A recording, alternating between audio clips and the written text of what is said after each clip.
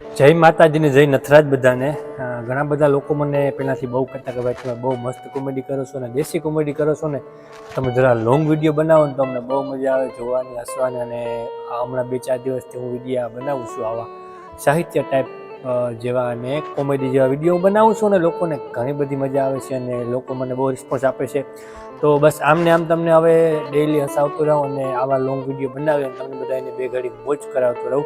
કારણ કે લોકો છે અત્યારે હસવા, બોલવા, વાતચીત કરવાનો પણ ટાઈમ નથી. કારણ કે એના કામોમાં, એના ધંધાઓમાં એવા બિઝી થઈ ગયા કે લોકોને હવે માઇન્ડ ફ્રી થોડી વાર એવા એના વિડીયો, એવી હસી મજાક, કોમેડી, ફની લોકોને સાંભળવી ગમે છે, જેથી કરીને એ થોડી વાર ફ્રી થઈ જાય.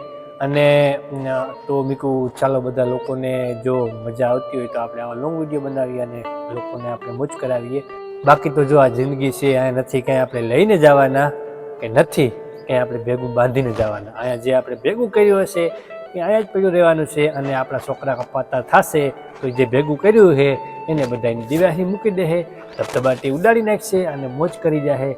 એટલે કરો, બાળકો માટે પણ કરો, પણ તમે પોતાની મોજ સાથે રહેતા શીખો અને પોતાની જિંદગી જીવતા શીખો. કારણ કે જિંદગીનો કાંઈ ભરોસો નથી. હું દરેક વિડીયોમાં કહું છું કે કંઈએ આપણું ટ્યુબ પંચર થઈ જાય અને આપણે ઉપર જવું પડે, એના કરતાં બે ઘડી મોજ મજા કરી લ્યો. આવા કોઈ ફની, કોમેડી, સાહિત્ય હસી લ્યો, મજાક કરી લ્યો અને સાથે સાથે કામ ધંધો પણ કરતા જાઓ. કામ ધંધો તો કરવો જ પડે, એના કારણે આપણે ભીખે મરી જાય. એટલે હું એમ નથી કહેતો કે કામ ધંધો ના કરો, સાથે સાથે કામ ધંધો કરતા જાઓ અને ફની, કોમેડી, મોજ મસ્તી સાથે જિંદગી વિતાવતા જાઓ. એક સમયે અમારા ભાભા અમને એવું કહેતા કે બેટા એવો જમાનો આવવાનો છે કે તમારે ઘરેથી બહાર નહીં નીકળવું પડે, બધું ઘરે આવી જાય. તમારે જે જોતું હોય તમારે ખાટલેથી નીચે નહીં ઉતરવું પડે, બધું આવી જાય. અને ખરેખર આજે એવું જ છે. હવા પાણી વગરના આસમાનમાં ઉડે છે, વિમાન ઉડે છે, વાહનો ચાલે છે. આપણે જ્યાં જવું હોય ત્યાં સેકન્ડ થાય છે. જે મગાવવું હોય ફોનમાં તમે ઓનલાઈન મગાવી લો તો એ આવી જાય. હવે તો ઓનલાઈન લગ્ન પણ થઈ જાય છે. બોલો, એવી વેબસાઇટો આવી ગઈ છે. તમે વેબસાઇટમાં લોગિન કરો અને તમારી બધી ડિટેલ નાખો, એટલા વર્ષથી આ ધંધો છે, અહીંયા રહું છું, જિલ્લો, તાલુકો, ગામ, એ બધું તમે નાખો એટલે તમારે એવી છોકરી તમને ગોતીને સામે આપે, તમારું સેટિંગ કરાવી દે. બોલો, એવો જમાનો આવી ગયો. અમારા બાબા સણા તોડીને સંપલ તોડીને મરી ગયા ઘરે ઘરે ભાટકીને કે ભાઈ અમારા છોકરા સારું ઘર કરવું છે. કાંઈ ભેગું ન થતું. અત્યારે જો ઓનલાઈન ગોઠવાઈ જાય. બોલો, 2 દિવસમાં ગોઠવાઈ જાય, 3 દિવસે લગ્ન હોય. અમારા બાબા વર્ષો સુધી સંપલો ઢળીને ગાડાઓમાં બધુંમાં મરી ગયા ઉથમાં પડીને, તોય કંઈ ગોઠવાતા નહીં. અને હા, એક વાત હાસી છે કે અત્યારે જે આ ઓનલાઈન ગોઠવાય છે એમાંથી 50% જ ચાલે છે ને બાકી 50% તો શું થઈ જાય છે. કાસો હોય ને, પાયો કાસો હોય એટલે શું થઈ જાય છે. આપણા જે બાપ દાદા હતા એ પાયો ફાબો બિહાડીને બાંધતા, એટલે ગમે એવું થાય પણ ઘર ના વિખાતું. એટલે એ પડશે. પણ ભાઈ જેવો જમાનો એ જમાના સાથે જીવવું પડે. અને ના જીવીએ તો આ દુનિયામાં આપણે જીવવા ન દઈએ કે બારોબાર કાઢી નાખે તો આપણે આ દુનિયા હાલવા ના દઈએ.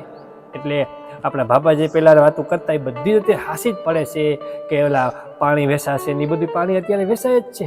હીહામાં બાટલા ભરીને પાણી વેસાય જ છે. અમારા દાદા કૂવાઓ ખોદીને મરી ગયા. હો ફૂટ ખોદાડીએ તેને કહે તેને ઓલા આજે ઓલા પેલા મોજારો આવતા ઓલા કૂવા ખોદવાના, ખોદીને મરી ગયા બિચારા.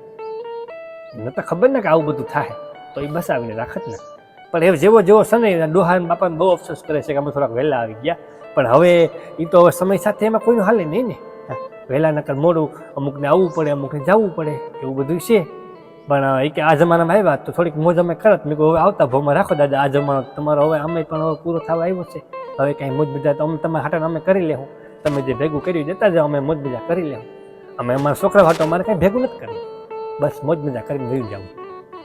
એક મારે તમને એક નાનકડી વાત કરવી છે કે પહેલાના જમાનામાં કેવું હતું કે આપણે આડોશી પાડોશી હોય ને બધે હપીને રહેતા.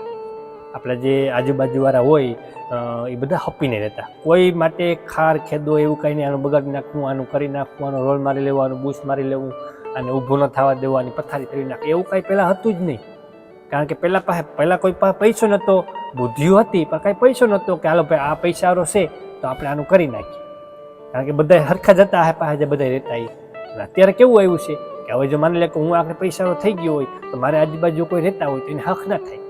હું આગળ ફોર્ચ્યુનર ગાડી લઈ આવું કે 4 વ્હીલ લઈ આવું તો એને 10 દી નિંદા ના આવે, ન આવે. ખબર નહીં કુદરતી કેવી આ મગજ એનો માઇન્ડ હોય આજુબાજુવાળાનો કે આપણે ગમે આગળ મારી જગ્યાએ એવું કંઈ નથી કે મારો બાજુવાળો જેવું વિચાર. ઘડીક મારો બાજુવાળો હું એ લઈ આવે તો મને એવું ઈચ્છા થાય કે આ મરી ગયું ક્યાંથી લેવાનું, પાછું ક્યાં હતું નહીં, માવો ખાવાના પૈસા હતા ને તો લઈ ક્યાંથી આવ્યો. એવું નથી કે હું એવું વિચારું કે બીજા ઓલો વિચારે, સેમ જ છે, અવરું હવરું હોય છે. એટલે આપણે ફોર્ચ્યુનર લઈ આવીએ તો આજુબાજુ આ નિંદર ના આવે, મરી ગયું આ ક્યાંથી ઉપાડી આવ્યો ફોર્ચ્યુનર, પણ કાલે ચા પીવાના પૈસા નથી, લેવા દાદાની જમીન હતી વેચી નાખીને લઈ આવ્યા, તમારે ભારે ઉપાડી. એટલે એવું હાલે છે. એને 10 દી નિંદર ના આવે કે આ ફોર્ચ્યુનર લઈ તો આવ્યો બટો, પણ હવે હાંકશે ક્યાં, ડીઝલ ક્યાંથી નખાવશે. આપણે જેટલી ઉપાધિઓ નથી એટલું આપણે આજુબાજુવાળા અત્યારે ઉપાધિઓ કરે છે, ને એક રીતે સારું છે. આપણે ક્યાંય બહાર ગયા હોય કે લગ્નગાળામાં ગયા હોય કે કાંઈ પછી આપણે કંઈ પ્રસંગમાં ગયા હોય તો આપણું ઘર રેઢું હોય, આપણી વાડી રેઢી હોય, તો હવે સીસીટીવી કેમેરા નાખવાની જરૂર છે જ નહીં. કારણ કે આપણે આજુબાજુ જ આપણા ઘર ઉપર નજર રાખતા હોય, કોણ આવ્યું, કોણ ગયું, ક્યારે આવ્યું, કેટલા આવ્યા હતા, કેમ કરવા આવ્યા હતા, શું કરવા આવ્યા હતા, શું કામ હતું, એ બધું બાજુવાળા નજર રાખતા હોય. એટલે આપણે બધોય રિપોર્ટ જોતો હોય, આપણે આખા દિનની જે અપડેટ જોતી હોય, આપણે ઘરે હાજર ન હોય ને તો આપણી બાજુવાળા ઘરે વહી જવાનું, બેક વાતું એને લખાવીને કરવાની. એટલે પછી આખું કહી દે કે તમારી વાડીએ આની કૂતરી આવી હતી, કે ભીખાભાઈનો કૂતરો આવ્યો હતો, કે કાળડો હતો, કે પીળો હતો, કે આની ભેંસ મોકરી થઈ ગઈ હતી, કે આની ભેંસ મોકરી થઈ ગઈ હતી. બધી અપડેટ તમને ટાઈમ સહિત, સેકન્ડ સહિત, મિનિટ સહિત આપી દે. અત્યારે એવું જ છે, આપણી ઉપાધિ આપણા કરતા બાજુવાળા કરે છે, અનેક રીતે સારું છે, કરે છે એ બહુ સારું છે. આપણે તો કાંઈ નહીં, સીસીટીવી કેમેરા એવું કંઈ નખાવાની કંઈ ઉપાધિ નહીં. એક રીતે જમાનો જીવા જેવો જ એવું છે, બહુ સારું છે.